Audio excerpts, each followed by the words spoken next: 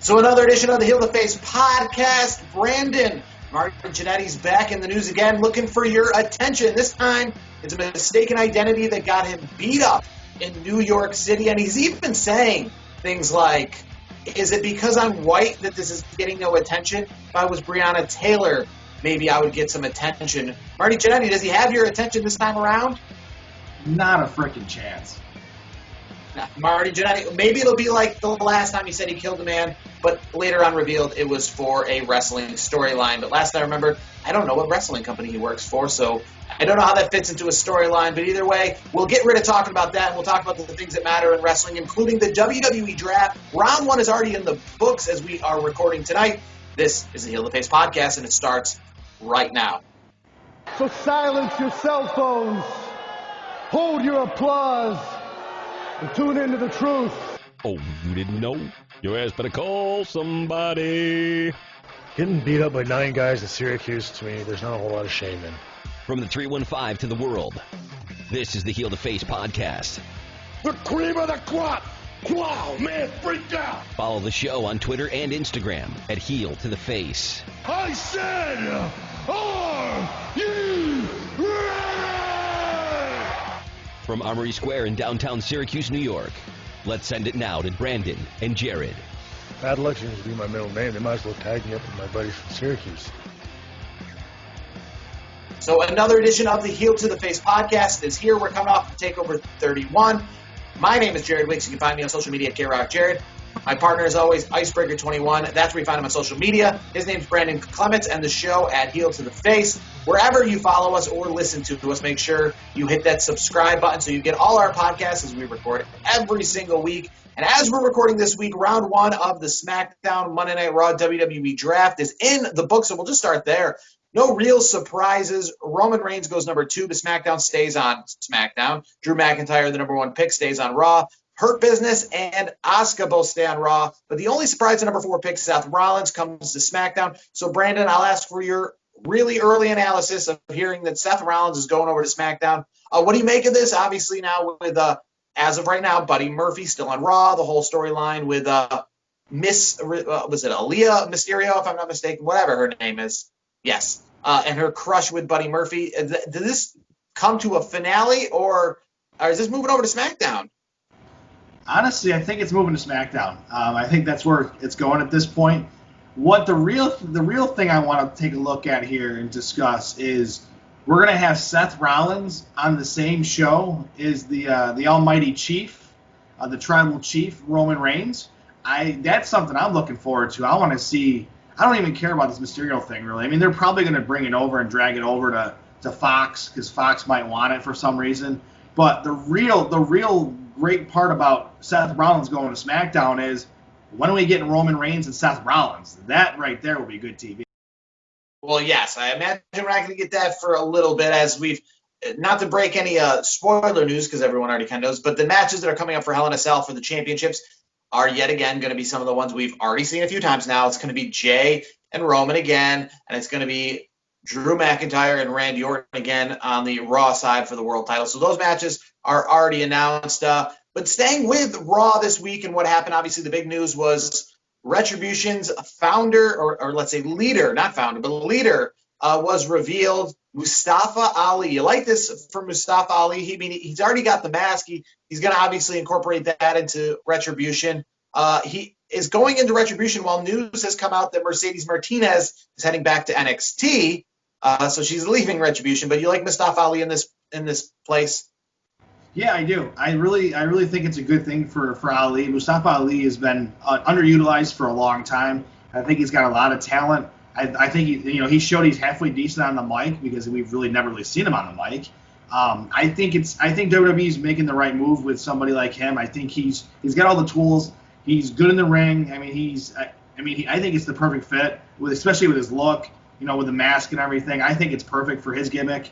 And to your point about Mercedes Martinez, I'm a little baffled. Why would you tease her on Retribution and then just pull her back to NXT? That's a little confusing to me. But I do like it. I think they should have just left her in NXT to begin with because there's so many rivalries down there that I want to see. I want to see Mercedes Martinez and Io Shirai. Honestly, I want to see Io all the top female superstars. I know Toni Storm's transitioning back to NXT. So, I mean, there's a long list of competitors that I want to see match up with Io Shirai. So, overall, I think it's a little confusing, a little bit of a head scratcher that, Mercedes is, she was up, now she's down. But I do like it for the prospects of her facing Io Shirai at some point. And, kind of flipping back to Ali, I think it's a great thing for him because, again, he just hasn't gotten the push that he deserves. He's too good. He's got a good look. He's got a good presence about him. I think he's going to do a really good job, and I think he is a star to watch in 2021.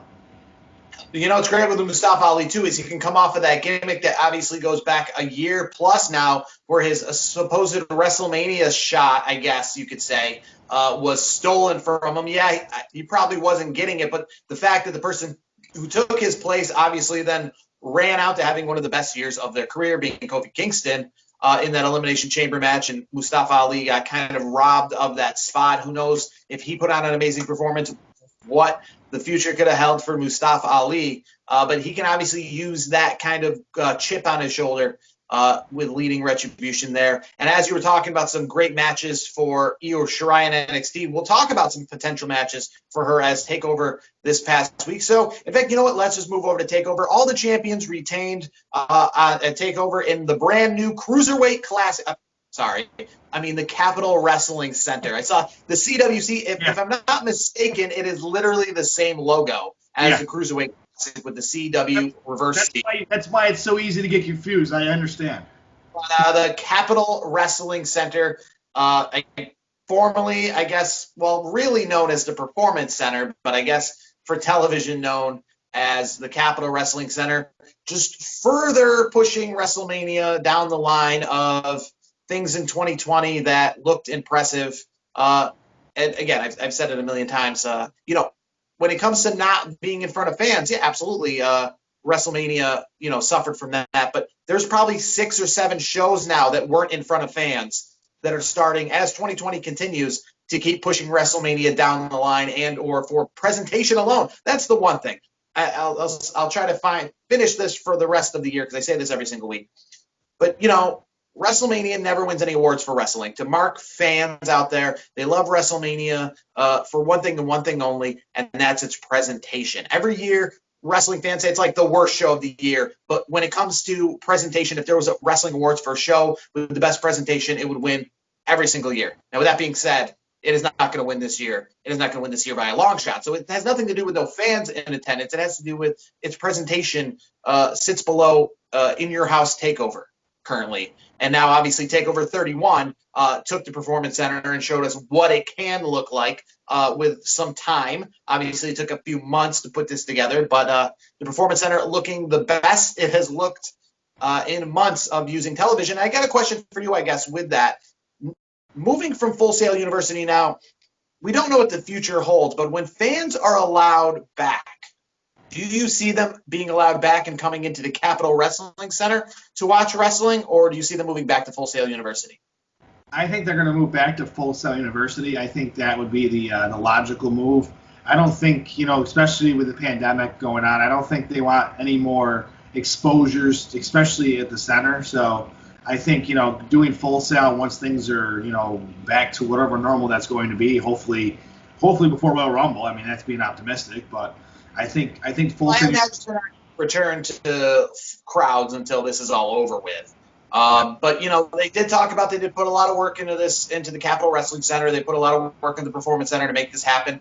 And it's not like they have never had shows here before. Yeah, the Full Sail University, I believe, is the ideal bigger venue.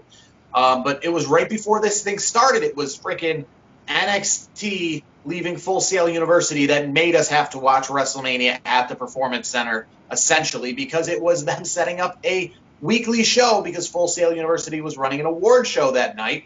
Made them set up a special edition from the Performance Center. There was fans there.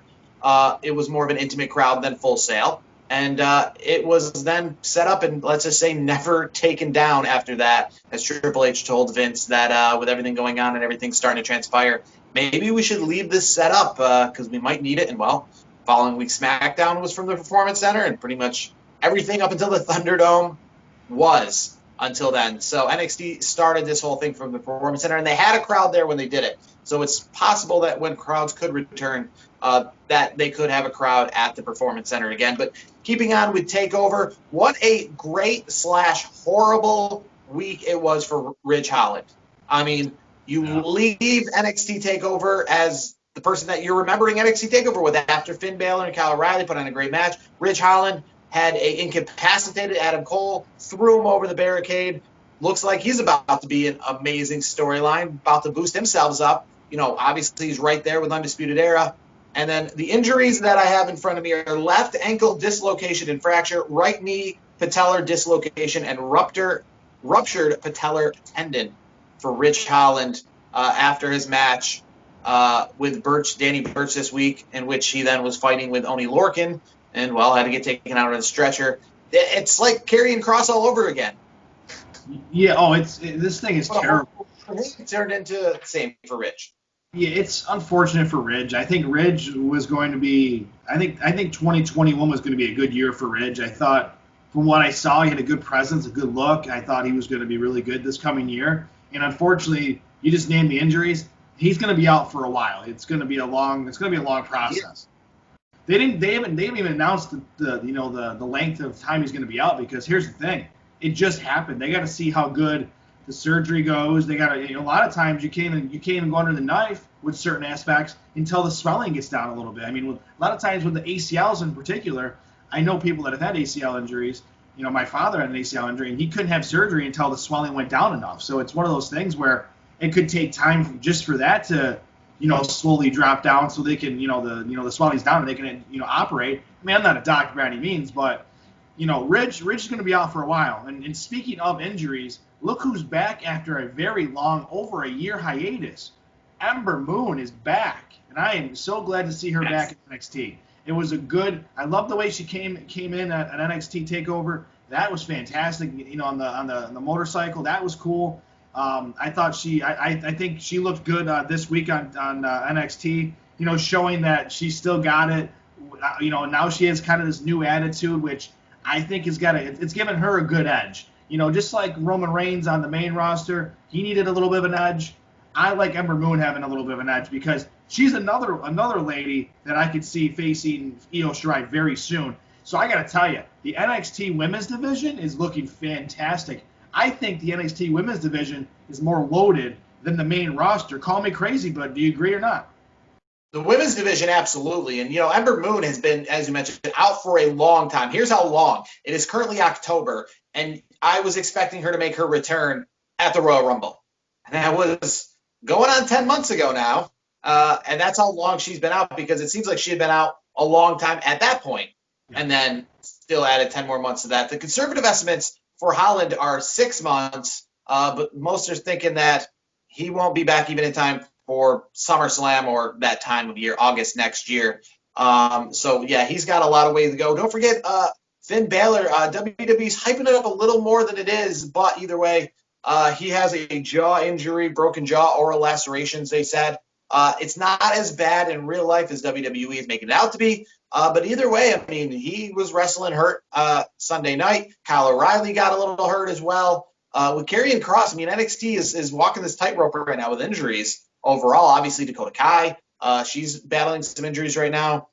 So they got to definitely keep that under wraps, because they're, especially with Kyle O'Reilly and Finn Balor, those are main guys. And I can definitely see why you would bring over some of these main roster guys like Ember Moon and Finn Balor to NXT to combat not just these injuries, because I feel like that's when this started. It was all around the time Tommaso Ciampa was out that NXT needed a spark. Obviously, they were coming on the television at the time on Wednesday nights, where they're going to be the 2-hour show. They needed some, a boost. That's where Finn Balor came in here. Obviously, Charlotte Flair's made a return to NXT in this time. Now, Ember Moon.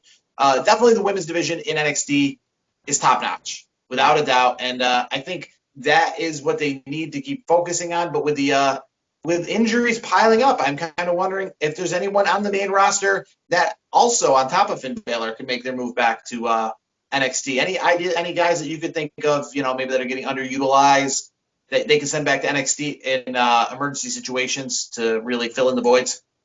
Honestly, I mean, I wouldn't say he's been like criminally underutilized, but somebody that can maybe use maybe a repackaging is a guy like Humberto Carrillo. I think would be a guy that, I mean, he's done a little bit of work with Dominic, but I think he hasn't been utilized to his fullest potential. So I think a repackage, or even just to go down and add a little spice to NXT would be good. Now I do want to mention another injury of note is Velveteen Dream is dealing with a wrist injury, and they said he's still medically cleared to stay in the ring, but it's all up to him if he wants to deal with the pain tolerance. If he can handle it, they say go ahead. Now, speaking of returns from injury, one of my personal favorites made his in-ring return this past week against what the heck's his name? What's that young kid on NXT? I can't think of his name off the top of my head. It's Theory, Austin Theory. I couldn't think of his name for a second. He was calling out superstars, calling out the whole NXT universe and saying, hey, you can't, no one can touch me, essentially. And then you hear the ominous music hits, and there comes Dexter Lumis, who has been out for about 2 months after his injury, where he was taken out of the North American title picture, which a lot of people believe he probably would have won that title, to be honest with you. He was a favorite. He was on fire, and then he got hurt. So it's good to see Dexter Lumis back after 3 months, put on a decent match. I don't think there was much ring rust there after a 3-month layoff. So I'm curious to see what happens with Austin Theory and Dexter Lumis, see if they're going to have more battles going forward. I thought the match was halfway decent. But I think a guy like that, like Dexter Lumis, is somebody to look out for, especially with all the injuries going on in the NXT men's division. I think he can be somebody that's in the upper echelon, that North American title or NXT title picture. He has a great character. He's just got a good presence about him. I think he is a guy to watch out for, especially with all the injuries. I think he's going to get a nice boost going into the end of this year and starting off in 2021. So this week, AEW celebrated 30 years of Jericho. A lot of guest montages to help celebrate. Slash, tons of other wrestlers coming in and celebrating 30 years of Chris Jericho. The match of the week, definitely one that probably could have been on pay-per-view.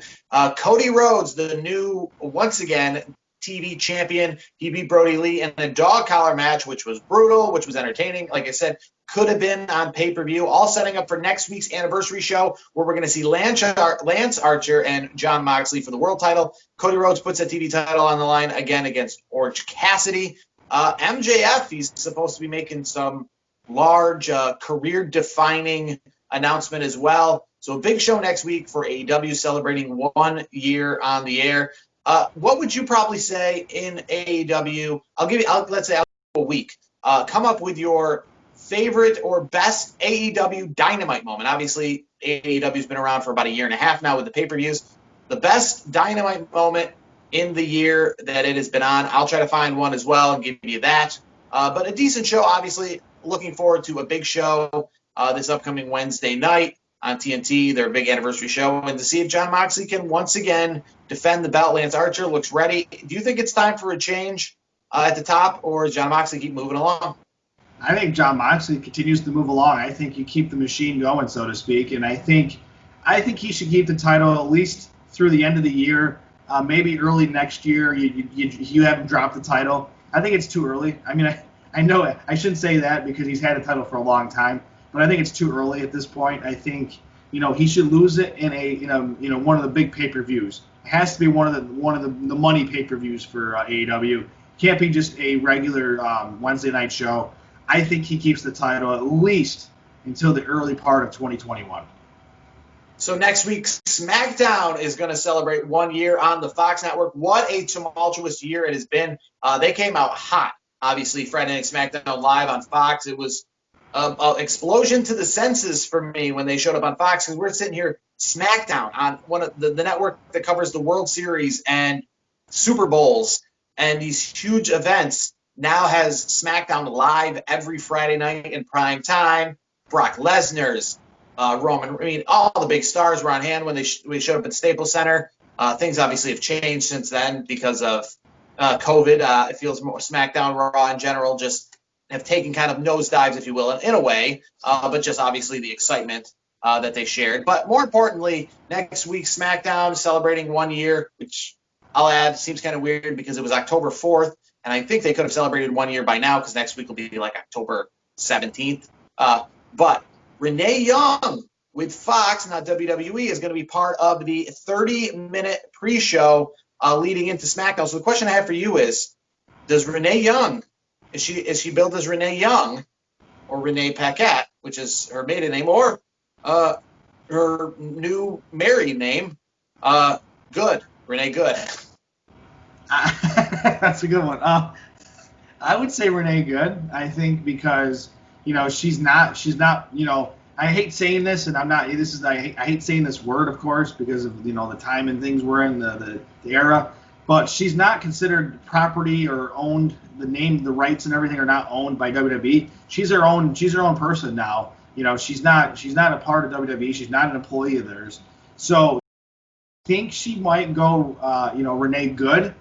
But it wouldn't be as surprising if she went Paquette. That's a possibility. That's her name. That's what she is currently on social media, and that's what I guess she would be if she joined the ranks of Fox Sports or ESPN or any one of those things. So that's what I guess that she would probably go as. So it's going to be interesting to see if she goes by her WWE name because, again, she's going to be working for the Fox side of things, like CM Punk was kind of doing with Backstage. That's what she's going to do next week. So pretty much that wraps up a lot of stuff we want to talk about this week when it comes to the world of WWE. But a big topic we said we were going to get to this week is obviously NXT. They let us right into this weekend TakeOver announced on October 28th. The NXT Wednesday show will be known as Halloween Havoc. They've already done it with Great American Bash. They brought back In Your House for a pay-per-view event. This Halloween Havoc, as I just said, will be a television show, won't be a pay-per-view. But we mentioned that it's one of the hottest brands going prior to even knowing NXT was going to do this. So we decided if we were Vince McMahon, if we were the bookers, if we had complete control, and all the brands, ECW, WWE, WCW, what would our 12 pay-per-view calendar look like? Obviously, there's going to be some things thrown in there for Saudi Arabia and other things. But if we could pick the main 12 pay-per-views every single year, what would they be? Let's go back and forth. We'll go January to January. I'm going to guess you're going to say Rumble. I'm going to say Rumble. These are the obvious answers. So let's move to February. I want to know your February. My February, I didn't put this in any particular order. I was just thinking of names of so these could be the wrong time of year, to be honest with you. I didn't really look it up that much. I was just kind of. I got mine all calendar order where we sit in the years. So. I put February. I put it as Vengeance is what I put. You put Vengeance. Okay. Yeah. I got No Way Out. And here's what I don't understand. Again, we talked about this before. The whole naming pay-per-views for the matches themselves. The Elimination Chamber could still be a theme for the pay-per-view, as it was, I think, a few times under the No Way Out banner. But I think No Way Out is just perfect. It fits for both the Elimination Chamber because of the fact that No Way Out, you're stuck in the cage. It's you get it. But also, it just has so much history, so many great No Way Outs before WrestleMania. There was so many times where I thought the next pay-per-view I was going to ask my parents to buy me was WrestleMania, and then No Way Out comes with Cactus Jack and Triple H inside Hell in a Cell, or it comes with Hogan and Rock 2 and Austin's return against Eric Bischoff and great stuff like that. So No Way Out, I'm going to pick a second one I came close picking was Roadblock, just because I think that name fits perfectly there. Obviously, you're on the road to WrestleMania. You got Royal Rumble, you got WrestleMania. So Roadblock seems like just a perfect name, for a pay-per-view right in the middle. They used it one time for a WWE Network special and then threw it out again as a pay-per-view, but in December. So I don't know what it was a roadblock from. I guess you were on the fast lane from Survivor Series to the Royal Rumble block in between. But I think that's a perfect name for a WrestleMania. And I loved the imagery when they had the WWE Network special, because the imagery was a graphic when they built up all the matches. It had the WrestleMania logo and a car driving fast, and then a roadblock would come up and it would show Jon Moxley or then Dean Ambrose versus Triple H for the world title. It would show WrestleMania is on the horizon, and then a roadblock would come in with the two guys. So as they were building it made perfect sense because obviously that's what it is, a roadblock on the road to WrestleMania. So we moved to March. And I'll just say I put WrestleMania as my March/early April. I guess you're going to pick the same thing there, March, early April. Do you want another pay-per-view before WrestleMania? I know right now they got two.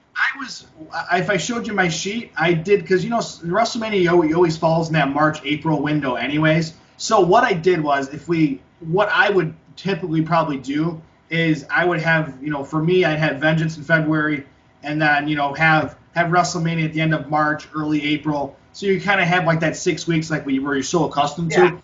But because we were naming 12 months, I figured, okay, let's do 12 months. So if I had to pick one, I was going to put Slamboree there. I'd put Slamboree right in that mix with WrestleMania in that March-April window.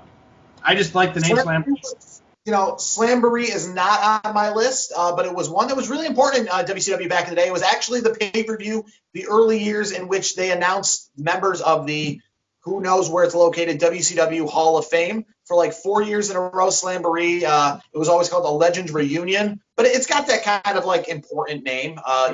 Obviously it's a name it's kind of synonymous. It seems like it matched with wrestling perfectly. Like I said, I got WrestleMania for my March, April, and then at the end of April, I got Backlash. That's the pay-per-view. It's got the perfect name, Backlash, as in Retribution for WrestleMania. I used to love that hook set. That was probably one of my favorite sets. Again, tons of history in WWE. Got Backlash for my end of April following WrestleMania pay-per-view. Moving on to May, and I'll put this in May, even though it was actually in WCW a February pay-per-view, Super Brawl. And what I loved about Super Brawl is it was the only pay-per-view other than WrestleMania that put the Roman numerals in their name to kind of bump up its importance. I didn't want to put it in February because, again, we're on the road to WrestleMania, and I don't want super matches. Obviously WrestleMania has got to be the highlight matches. So I don't want, Super Brawl would be kind of lame if it's going to have just, go home pay-per-view matches with that, name that's been going on for 20 years now. So I moved it to May. I was picking Judgment Day. That's got a lot of history there, but trying to switch it up and get, because I've been going WWE the whole time. Put my first WCW pay-per-view there. Wait. Did you say Judgment Day? That's the one I had for May, actually. I think that's kind of funny you mentioned that because and here's the thing, I didn't have a real method to my madness. There were a few staples like WrestleMania, Royal Rumble. We'll get to a couple other ones later on that were staples, and I kind of filled in the blanks of pay-per-view gimmicks or themes that I've always liked in between. Which I got to ask you, do we agree on June? Do we really have to talk about June? Yeah, King of the Ring. Yeah, it's King of the Ring. I mean, it's the Royal Rumble for SummerSlam. That's why I love and that's probably my favorite part about it. The King of the Ring tournament, it was never really to me as just a tournament. Same with the Royal Rumble, it's just a Royal Rumble. It's not the most exciting thing, but with the stipulation on the line adds up the importance. And with King of the Ring, the number one winner, going on to face the champion at SummerSlam, which it didn't always do. It wasn't like the Royal Rumble. They hit or miss. Sometimes it did, sometimes it didn't. But with that being the stipulation, again, it's like you have a Royal Rumble, you have WrestleMania, and then boom, you turn around and it's like you have a Royal Rumble and WrestleMania mini coming right up at you. So King of the Ring, I think it's perfect. Yeah. What do you got for July? I got for July, I figured perfect time of the year for this. Bash at the Beach in July. I think I've always liked that name from the old WCW days. I've always enjoyed that title. So I'm like, you know what? What better name to have for middle of the year, summertime than who doesn't want to hang out at the beach in July in a nice part of this country? So Bash at the Beach. I really love Bash at the Beach. I picked a different bash. I picked the Great American Bash, and WWE didn't do the greatest things with it. They made it a SmackDown pay-per-view with its traditional name, and then kind of ruined it after that. I think the last Great American Bash was 2009, and I think that was just called the Bash. Because for some reason WWE had to take something that was fine and then had to change it up and make it the Great American Bash without red, white, and blue, and then the Bash, with like a Gadzooks Batman comic book kind of logo. And then, it didn't work, so they got rid of it because they ruined it, and then they wonder why it didn't work. So the last Great American Bash was 2009, but if they can bring it back, it's got a lot of history. WCW back in the day, obviously NXT came back with it this year, and it's more appropriate logo. And I think it just got a lot of history it's got a history of being important matches, but without showing up other pay-per-views. The reason I didn't pick Bash at the Beach is because I feel that SummerSlam has got that kind of, I feel like you kind of got the same gimmick going on. Bash at the Beach seems to be WCW's equivalent of SummerSlam, and I wasn't going to get rid of SummerSlam, and I feel SummerSlam should probably go back to the days of having the palm trees and the logos and more of the, obviously if you remember in the early 2000s and mid 2000s, like all the promos for SummerSlam were like Brock on the beach, F5 and a shark, that kind of stuff. So, they seem to go kind of hand in hand if you treat SummerSlam like the biggest summer. What I was getting at with my list, which we'll finish up here the last few months here in a moment. What I was getting to with with mine is number one, the names, and number two, I want all pay-per-views to have, I wouldn't say similar, like same, like, I guess power or like a little extra oomph, but I wanted every single month to have, have its own little, deal where it wasn't a forgettable pay-per-view, which is why you guys that's kind of the reason I made this list, because if you mix these pay-per-view names together, I feel that it's not just what it is now, where we have the Rumble, we have WrestleMania. If you have enough history and backing behind all these names, there won't be a forgettable month. Every month will be like, that's just as important as the previous month. That's how it was as a kid, and if you put all these together, like, hey, SummerSlam's great, but if the next month is Unforgiven, and that's what I've got on my list, and let's say Unforgiven has been going this whole time, we'd be on like the 20th Unforgiven. I mean, that would be a pretty historic pay-per-view. You add in all the highlights to it of all the things that have happened at Unforgiven, obviously Stone Cold Steve Austin and all the things that happened with him, coming back from his getting hit by a car the year earlier, John Cena and Kurt Angle, and what was an amazing match then. Unforgiven, that's my September pay-per-view, because, again, you can put some history behind it and give it some importance. Speaking of history, I'm gonna take another route with mine. So my September, theme is actually one of, I would say, and I think a lot of wrestling fans would agree with me. Maybe you will as well. One of the great video games of wrestling of all time, and that is No Mercy from the N64 console. I was like, great game. Love the name No Mercy. I think it fits perfect in between SummerSlam. And then my next one, which I think we'll agree on that one in just a minute, but I had to put No Mercy in here. I grew up playing that video game as a kid on N64. I had to fit it in somewhere, and I thought this was the perfect place for it. So, yeah, I was going to put No Mercy myself, but the problem is No Mercy, if it stayed traditionally and stayed with the history that it has, would be in October. And October, obviously, No Mercy would have been a great pay-per-view in October. And if WWE is not using Halloween Havoc, I would rather the Hell in a Cell pay-per-view be known as No Mercy. I just like that logo better. They can still make it an all Hell in a Cell pay-per-view. Yeah. They just don't need to have the name. It's like TNA. Give TNA some credit. They had an all-cage pay-per-view back in the day called Lockdown. It wasn't called an all-cage pay-per-view. It was called Lockdown. It had a name to go with it. Because, that's what I think WC, with No Way Out or No Mercy, you can have these all Hell in a Cell pay-per-views, but you don't have to actually call it Hell in a Cell. No, you can come up with give it a more catchy name. Come up with a nice catchy name to it. And let me ask you this. Do we really have to go over October? I think we know what we're going with, right? Halloween Havoc. I think WWE should be using Halloween Havoc, for October. It just makes perfect sense. I don't see why they want it. And I think we probably can agree on here and out. Obviously, I know you love Survivor Series. I'm not going to toy with tradition. I keep in that in November. And then December, a pay-per-view, which is normally a forgotten pay-per-view, which would be a perfect name, Starrcade. The first pay-per-view of all time, essentially. Ric Flair and Dusty Rhodes kicked things off. Harley Race and Ric Flair kicked things off in 1983 with that pay-per-view.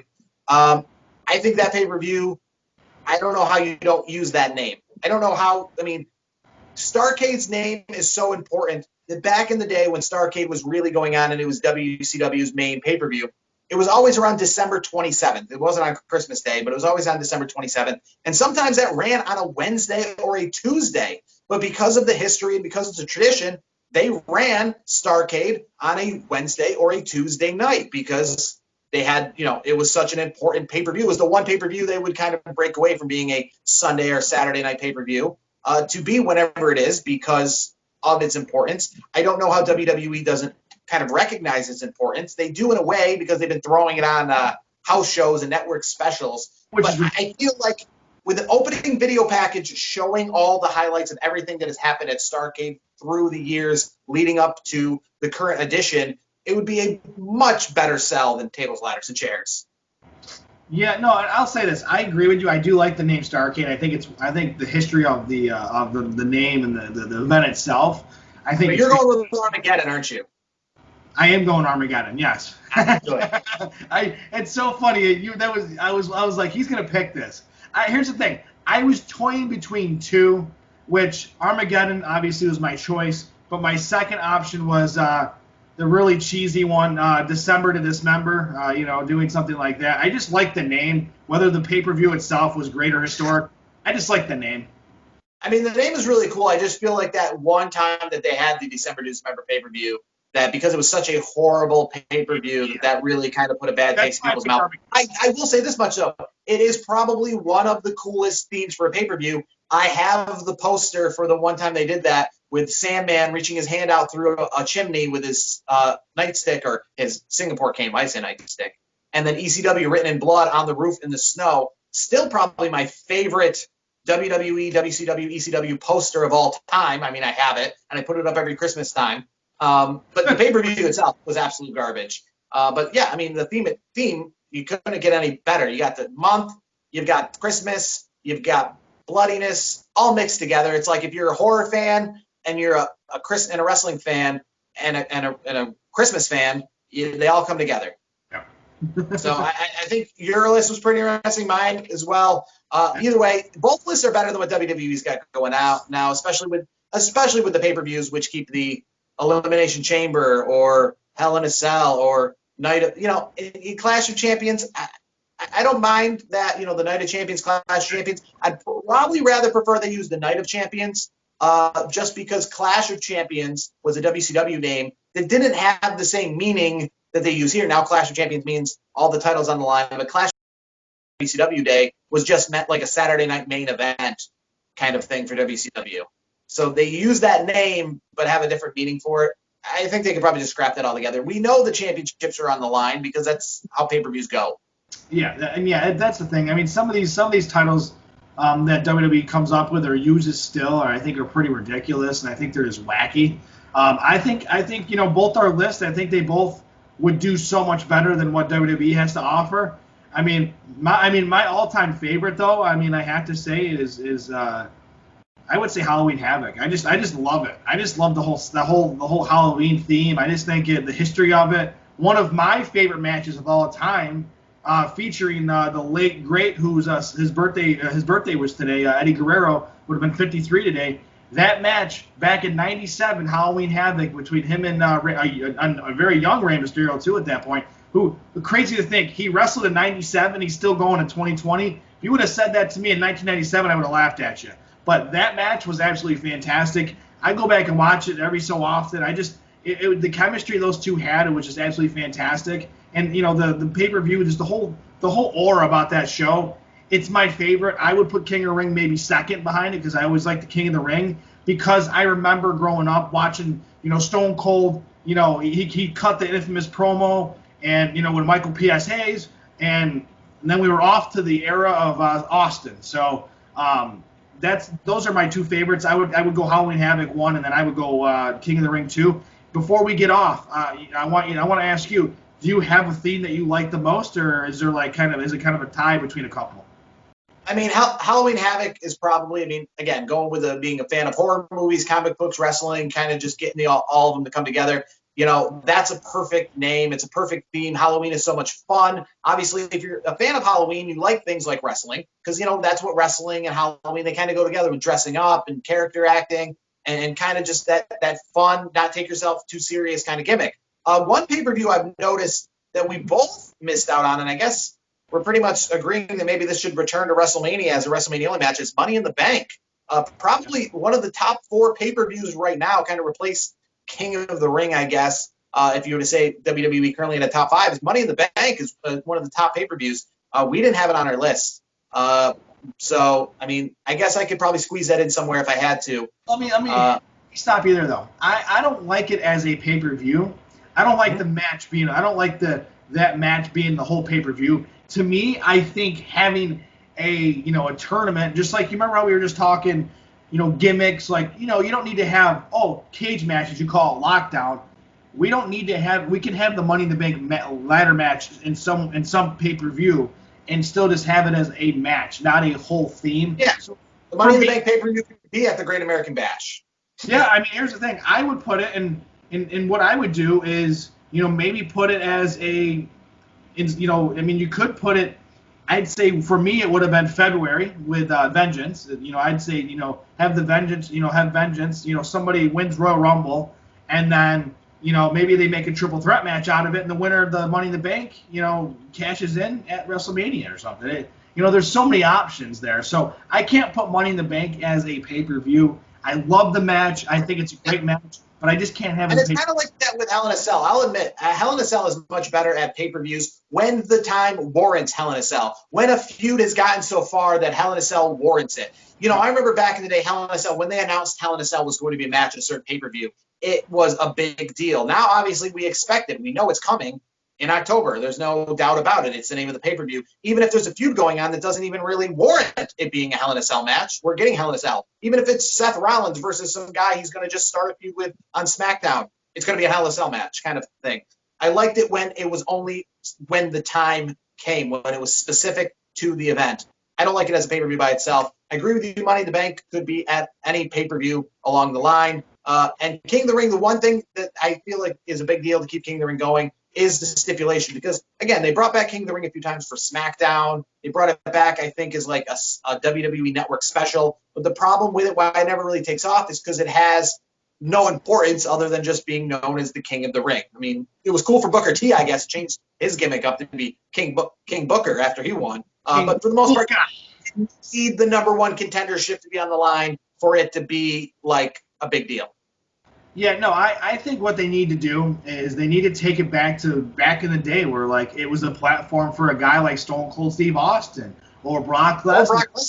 Yeah, Brock Lesnar won it, took it obviously to SummerSlam and beat The Rock. Yeah. We won't say what Mabel did and took it to SummerSlam 95 and looked like a joke against Kevin Nash, Diesel at the time. But well, that's the thing. Like, that's what they need to do. They need to bring back King of the Ring. I would like it as a... And call me crazy on this one. I'm just kind of thinking off the top of my head here. Why not do something with King of the Ring where it's almost like a equivalent to like a Mae Young Classic, but you have a bunch of NXT superstars that, maybe they make this an NXT pay-per-view, and then the winner of the King of the Ring gets a call up to WWE, and then they surprise somebody. They surprise, whether it's on SmackDown or Raw. That winner just shows up on one show they want to go to. Something like that would be cool. Yeah, I mean, they obviously had a lot of tournaments in the past. Obviously, they've had these World Cups, and they've had, you said the Mae Young Classic, Cruiserweight Classic, and all this other stuff. King of the Ring, 8 people, a platform. Pretty much, it's kind of like winning the Intercontinental title, which that was back in the day, the platform for the World title. That's why I liked King of the Ring, because King of the Ring not just had that, but it also had some great matches. I remember one of my favorite King of the Rings is the one that Brock Lesnar won. At that same King of the Ring, Shane McMahon went through plate glass, I think, twice with Kurt Angle in one of the craziest matches that I've ever seen in my whole life. And then I think it was also, if I'm not mistaken, at King of the Ring, Booker T made his debut in WWE, interrupting the triple threat match for the world title and kickstarting WCW and the invasion angle. King of the Ring, I think it's a perfect kickoff summer. It's a perfect pay-per-view at the end of June to really get you on the road to SummerSlam. Yeah, I agree 100%. I mean, hopefully WWE, comes back with that pay-per-view in a better fashion than what they've done. I think bringing it back to the circa 90s, especially with the late 90s, mid-90s, was the best time for King of the Ring, and maybe WWE can, juice it up again and repackage it and use it for good. That would be so cool instead of doing this the whole thing with the King Corbin thing. That sucked. It fell flat in my book. And, let's use it to really push somebody. I would, again, do it for, like, NXT superstars, and the winner gets a call-up to WWE, the main roster. That's what I would do, just to make it something different, like an NXT TakeOver, King of the Ring, or something, something like that. That would be kind of cool. We'll see if it ever happens, or something similar would happen. That would be cool. All right, so that's going to do it for this week's edition of the show. A lot of fun stuff to talk about. Next week, we'll talk about what I mentioned earlier, your favorite moment or match or whatever from AEW Dynamite's first year on TNT as SmackDown hits its 1-year anniversary on Fox. AEW's 1-year anniversary on TNT. They both already happened, but their celebrations are next week, so we'll talk that. We continue on the road to Hell in a Cell and whatever else happens in the world of professional wrestling. cover it. For Brandon Clements, for myself, Jared, make sure to subscribe to the program and follow us on Twitter at Heel to the Face. Until next week, this has been the Heel to the Face podcast.